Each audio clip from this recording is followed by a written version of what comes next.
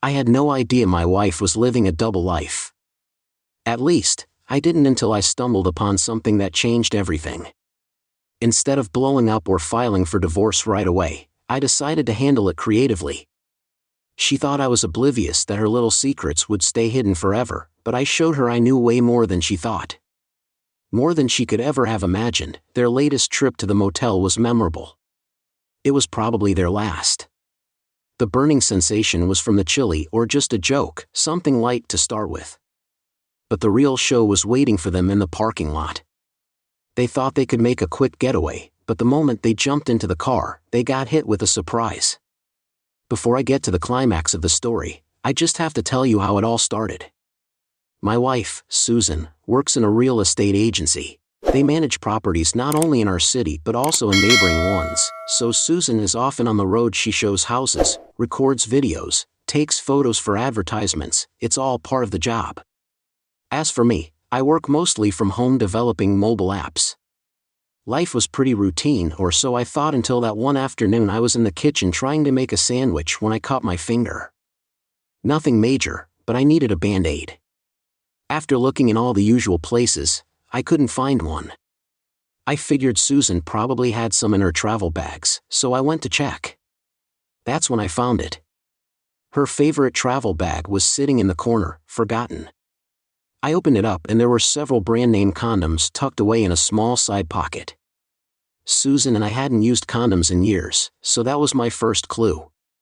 My heart was pounding as I stared at them, and I realized that Susan wasn't just spending extra time at work, she was hiding a part of her life from me. I felt a burning pain in my chest as the reality hit me. Susan had been deceiving me. I felt like a fool. I had been a good husband, looking after the house, supporting her through her long work days, and loving her unconditionally. And what did I get in return? Deceit. I felt hurt, humiliated, but above all angry. I couldn't let it slide like this. If she thought I was just going to sit back and accept it, she was wrong. I had to think fast. Instead of losing my cool, I decided to think strategically. My mind was still reeling from the discovery, so I began piecing together an insidious plan. I wasn't going to let this go without some payback, but first I needed more information and more evidence. There was no way I was letting Susan walk away from this. I didn't know that I was already one step ahead of her. Before I could gather more intel, I turned my attention back to the condoms in my hand. I stared at them, seething, and a wicked idea crept into my mind. Those condoms weren't going to bring any more pleasure to my wife or her lover, at least not the kind they were. I went straight to the kitchen, grabbed a bottle of olive oil and pulled out a small jar of ground chili pepper from the spice rack. My pulse quickened as I mixed the two together, stirring it into a thick, fiery paste just to make sure it packed a punch. I dipped the tip of my finger into the mixture and I dabbed it on my tongue, and it burned like hell. Perfect. I had a few singes left over from some medication I'd taken a while back. They were tucked away in the bathroom cabinet. I grabbed one, filled it with the spicy concoction, then with a steady hand, picked up the condoms from her purse, one by one, and carefully inserted them. I used a needle to inject a decent amount of the fiery olive oil mixture into each package. The fruity-scented lubricant inside would mask the smell, and the tiny holes from the syringe were barely noticeable. To be safe, I sealed each pump with a drop of glue. I was satisfied with my work. As soon as I thought back to my childhood, I remembered that I'd always been really thorough with arts and crafts projects at school. My teachers used to say that I was very detailed, which was pretty handy for a task like this. Now that I'd fixed the condoms, I sat back and felt a strange satisfaction. This was just the start, though. Before I could find out more about this revenge, I needed to subscribe to the channel. I needed your support. Susan was still away, so I wasted no time. I needed to know everything about her and her mysterious lover. I didn't just want to sabotage the condoms, I wanted to know everything. So I sat down at my computer, typed in the code and quickly finished the spy program. As it happened, I already had the backbone of such a program. My colleagues and I had once dabbled in such development. The plan was simple. I installed it on her phone and it gave me access to everything: texts, calls, locations. It even let me listen to her conversations in real time. I was about to become a ghost in her life, a shadow she wouldn't even know existed. Susan came home that evening looking as if nothing in the world was wrong. I played I was on top form, smiling, acting like I hadn't seen those condoms and acting like I wasn't plotting behind her back. It felt surreal knowing what I knew and watching her move around our house like it was just another regular day. After dinner, she announced she was going to take a bath. I knew her routine well. She loved her baths.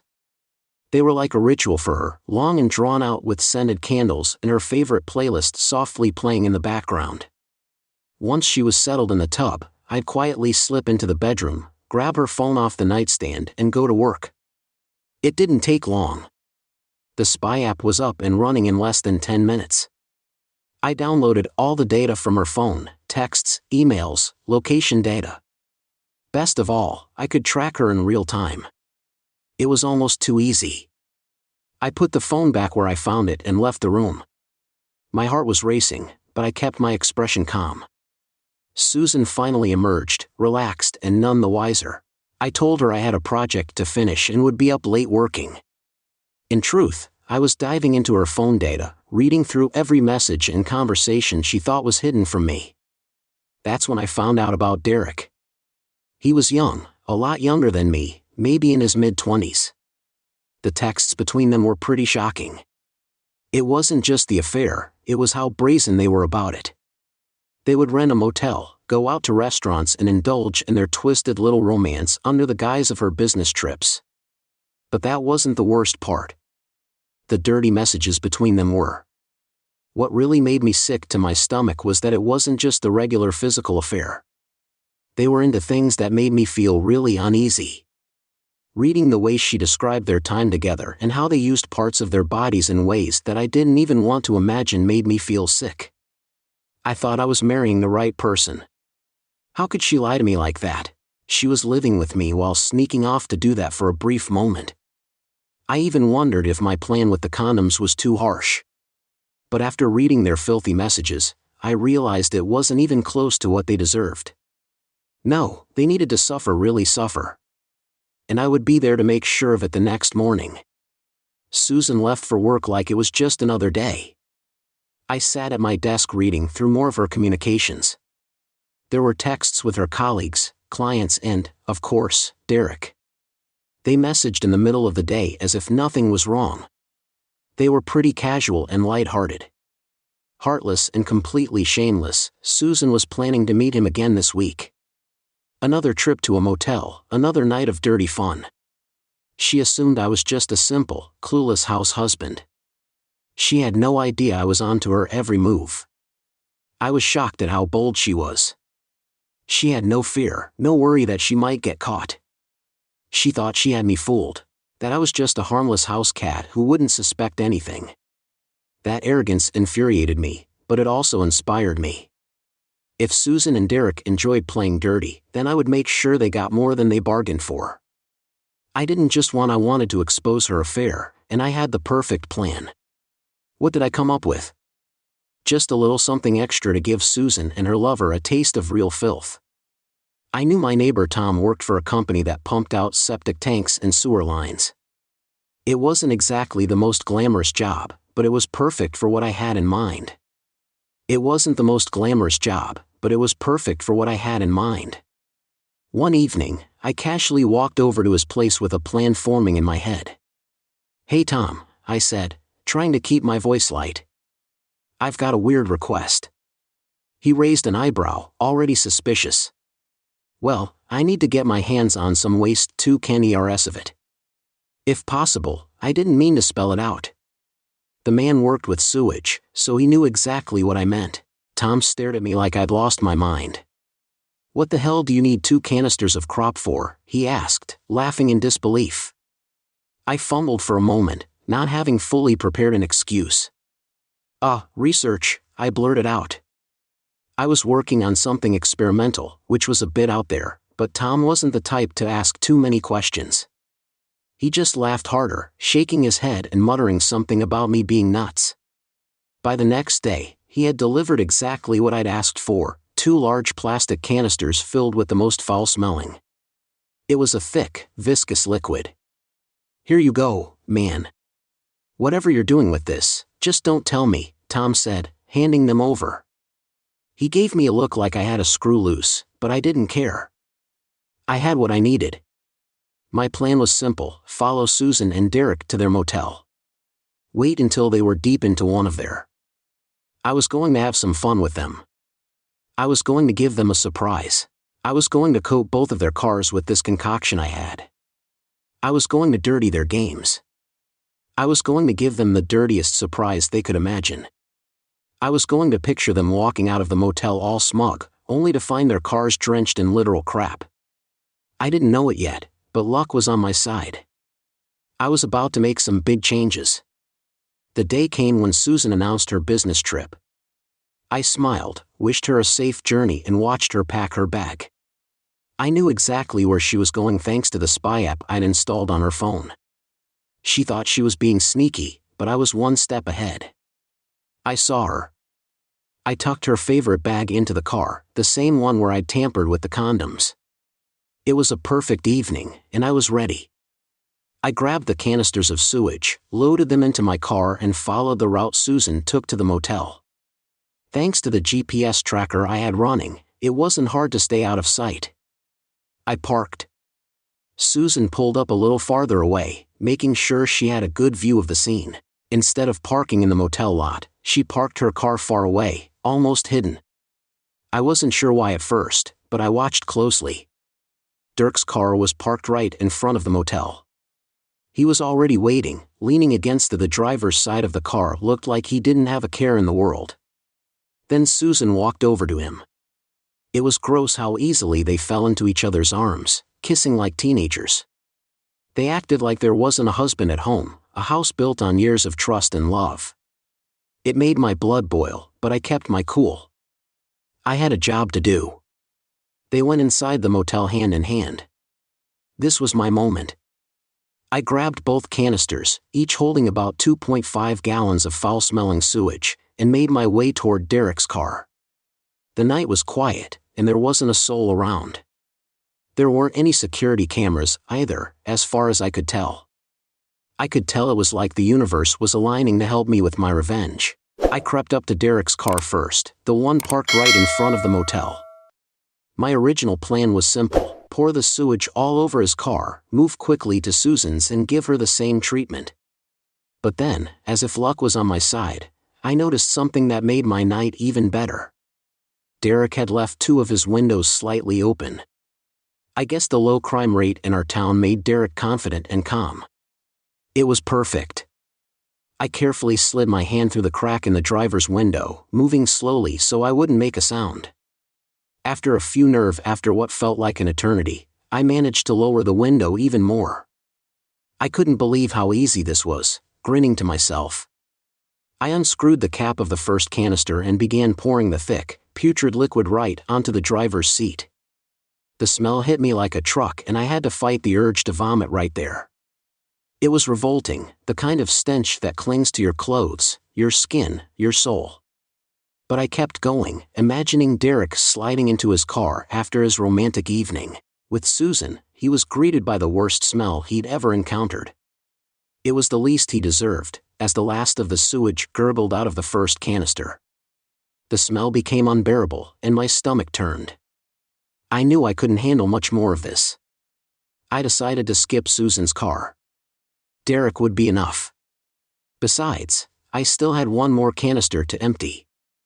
I moved to the passenger side, where the glass was slightly down.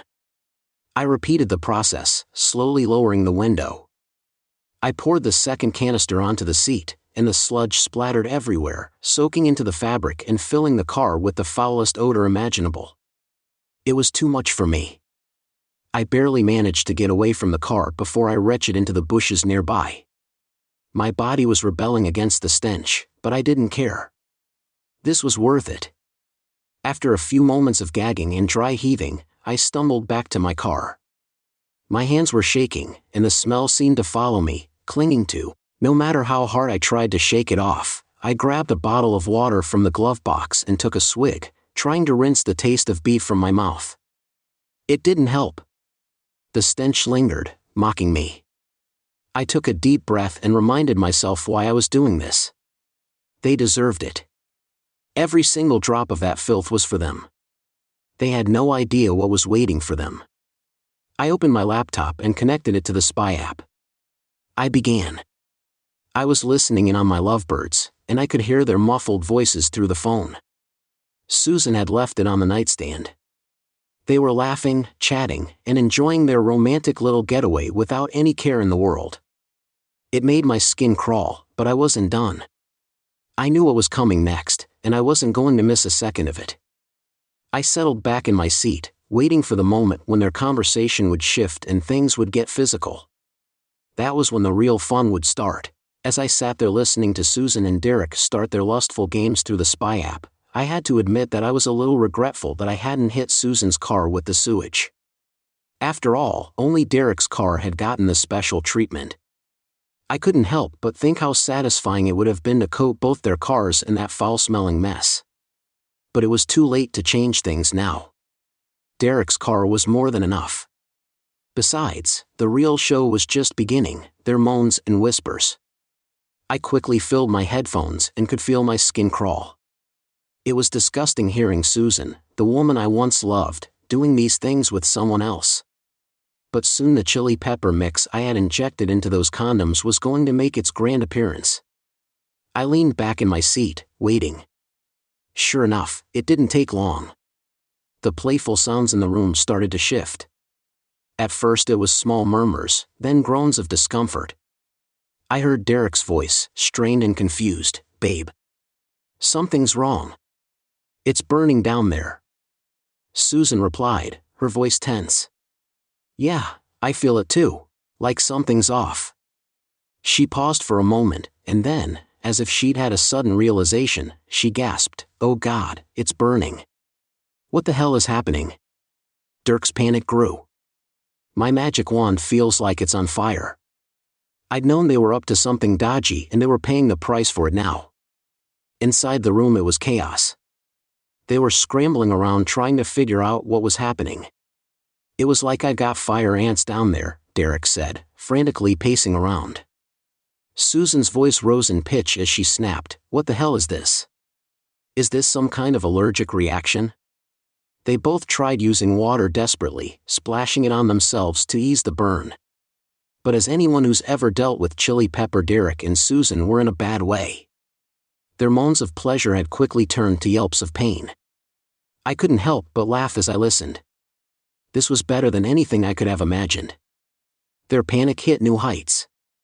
"We need to go to the hospital," Susan screamed, "something's really wrong." Derek didn't argue. He just yanked his clothes back on. His movements were jerky and frantic. They dashed out of the room. Their footsteps were heavy as they half ran, half limped toward the parking lot. Their movements were awkward and jerky, a testament to the fiery torment they were experiencing. I had to cover my mouth to keep from laughing too loudly. They were practically dancing as they stumbled across the lot, legs wide, hobbling like they were in some kind of strange, painful waltz. Derek clutched his crotch as if trying to soothe the flames, and Susan wasn't faring much better. They reached Derek's car first, and Derek shouted, "Let's take mine." "We'll deal with yours later," Susan nodded frantically, agreeing, but neither of them was ready for the next surprise. Without even noticing the overwhelming stench that should have hit them as they approached, they threw themselves into Derek's car eager to escape the burning sensation. Then came the screams. "Oh my God, what the hell is this?" Dirk's voice cracked as he let out a yell that would have been funny if it wasn't so tragic. "What is this filth?" Susan's shriek wasn't far behind. "Oh my God, what is this? It's everywhere." Her voice was panicked on the verge of hysterics. In seconds, they both flung themselves out of the car, their clothes now soaked in the foul-smelling sewage. I could hear their gags, followed by more screaming. "It's in my shoes," Derek yelled, practically hopping around trying to shake the sludge off his feet. They were trying to keep themselves from vomiting right there in the car park for a moment. They just stood there, dripping in the sewage, gagging and swearing as they tried to figure out their next move. Their once romantic evening had turned into a nightmare of burning skin and a stench so foul it would have affected them for weeks. I had to stifle my laughter as I watched them scramble. With no other option, they made the most ridiculous decision of the night. They ran towards Susan's car. Their clothes were soaked with sewage, and now they were about to bring that filth into her precious vehicle. I couldn't help but laugh at the thought of her trying to explain that to a detailer later. They were in a hurry to get to the hospital, though, and didn't care about cleaning up. They jumped into Susan's car, leaving Derek's stinking mess behind, and peeled out of the parking lot, leaving a trail of brown smudges on the pavement behind them. I sat back and watched the empty lot and listened to their panicked cries fade into the distance. Tonight had gone better than I ever imagined. They wanted dirty games. Well, they just got the filthiest one of their lives. As I drove home, I couldn't stop laughing. I could still hear Susan and Derek. Their voices were clear in my mind. A combination of expletives and groans as they rushed towards the hospital. Every bump in the road must have felt like hell, with the chili pepper still burning their most sensitive areas. Not to mention the lingering stench of sewage clinging to their skin and clothes. Derek was cursing the universe. His voice was hoarse from screaming. What kind of it was a twisted allergic reaction, evidenced by her wincing in pain. Susan screeched back, her voice desperate. "Why is it burning so much? What the hell was in that car?" she asked. "Oh my God, I feel sick." They spent the entire drive in agony, alternating between screaming and gagging. They blamed everything from bad condoms to some kind of. I was surprised to hear that there had been a chemical spill. What really got me was when they finally reached the hospital, as they stumbled into the emergency room, covered in sewage. The commotion was immediate. I could hear the nurses and staff react in horror. Their voices betrayed the shock at the scene before them. One of the nurses asked, "What on earth is that smell?" Gasped. "Is this some kind of hazmat situation? We need help fast." Derek Weiss was barely able to stand. "My groin feels like it's on fire." Another nurse was trying her best to stay professional despite the stench. She stepped forward, cautiously. "What happened to you two?" she asked. "We don't know," Susan shouted, near tears. "Something burned. We need to get cleaned up. Please help us." The nurses looked at each other, unsure whether to treat them or call for a biohazard team. At one point, a doctor came over with a mask covering his face, clearly trying to control his own nausea. "Let's get them into a decontamination shower first," he instructed, trying to keep the bile. As he examined the situation, we needed to figure out what was causing that burning sensation. He paused, wiping his forehead.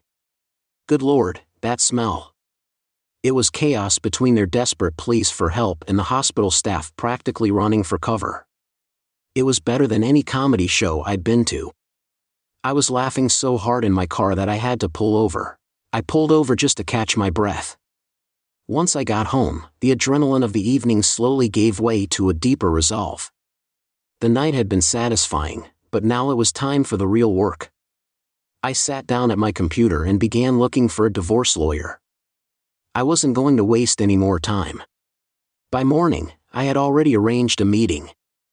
I'd arranged to meet with a top attorney in town, but just as I was about to head to bed, my phone buzzed with a message from Susan. She said she'd be delayed on this business trip due to unexpected issues. I knew exactly what she meant. Of course, she wouldn't be coming home right away, not after the night she'd just had. I bet she was in the hospital trying to wash away the stench of sewage and calm the burning from the chili peppers the next day. While Susan was licking her physical and mental wounds, I met with my lawyer. We prepared the divorce papers quickly, and within a couple of days everything was in place. I just had to wait for Susan to return. When she finally got back, she looked like hell. Tired, angry, and defeated. The fire that usually danced in her eyes was gone. I asked her casually, leaning against the kitchen counter, how her business trip went. She groaned and admitted it was terrible. I wanted to forget the whole thing, but I said, "I think it's about to get worse." I handed her the divorce papers. My voice was cold. Our paths are diverging. I can't live with a cheater. Her eyes widened as she processed what was happening. What are you talking about? I crossed my arms, watching her squirm. I know everything, Susan. Derek. The motel. All of it at first. She tried to justify herself, stumbling over excuses. It's not what you think. It's just me. But then it hit her. Her eyes narrowed as she realized this wasn't just about the affair.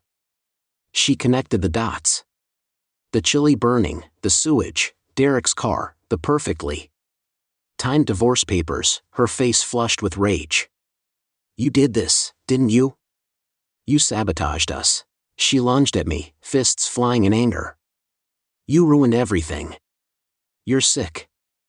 I dodged her easily, laughing as I backed away. Oh no, Susan. You ruined everything. You chose this.